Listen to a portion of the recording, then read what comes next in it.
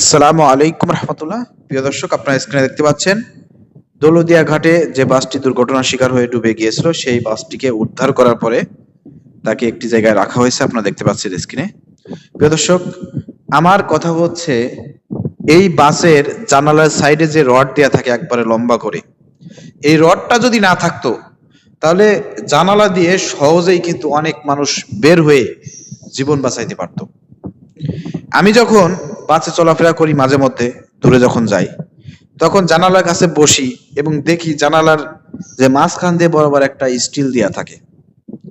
এখন আমি চিন্তা করি যে যদি কোনো বাস দুর্ঘটনার শিকার হয়, তাহলে তাৎক্ষণিক তো জানলা দিয়েই তো মানুষ বেরোবে।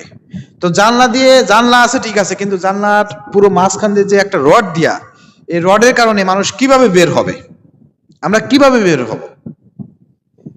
এই জন্য আমার দাবি থাকবে যে এই রডটা আপনারা দিয়েন না।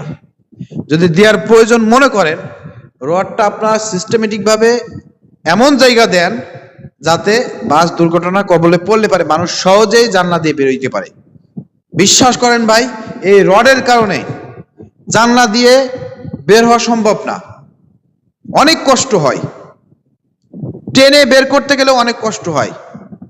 এই রডের কারণে আজকে অনেক মানুষ কিন্তু এই বাস দুর্ঘটনা হওয়ার পরেও বাইরে বেরোতে না পেরে মারা যাচ্ছে।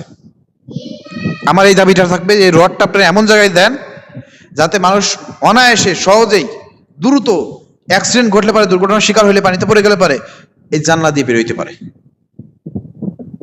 ঠিক আছে প্রিয় দর্শক, ইতিমধ্যে আপনারা দেখেছেন 23 থেকে 30টা লাশ উদ্ধার করা হয়েছে। বাসের মধ্যে 40 থেকে 50 জন ছিল, তারা সবাই নিহত হয়েছে। আমরা নিহতর আত্মার মাগফিরাত কামনা করছি। আল্লাহ রাব্বুল আলামিন তাদেরকে শহীদ হিসেবে কবুল করুন। কারণ রাসূলুল্লাহ সাল্লাল্লাহু আলাইহি ওয়াসাল্লাম বলেছেন, যারা পানিতে পড়ে মারা যাবে, দুর্ঘটনার শিকার হয়ে মারা যাবে, এদেরকে শহীদ বলা হয়েছে। কারণ এরা এতটা কষ্ট পেয়ে মারা গিয়েছে। এরা যদি ইমানদার হয়ে থাকে তাহলে এরা শহীদ হিসেবে মারা যাবে। আল্লাহ রাব্বুল আলামিন তাদেরকে শহীদ হিসেবে কবুল করুন। এবং পরিবার যারা আছেন, পরিবারের যারা আছেন, তাদের প্রতি আমরা সমবেদনা জানাচ্ছি। আল্লাহ রাব্বুল আলামিন তাদেরকে ধৈর্য ধারণ করতে তৌফিক দান করুন।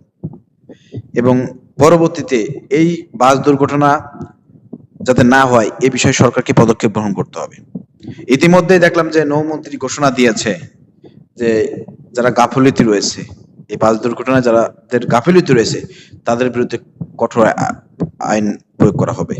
এবং আমরা যতটুকু জানতে পেরেছি, এই গাড়িটি নাকি বাস চালক তিনি পান খেতে গিয়েছিলেন যে হেল্পারের কাছে গাড়ি রেখে।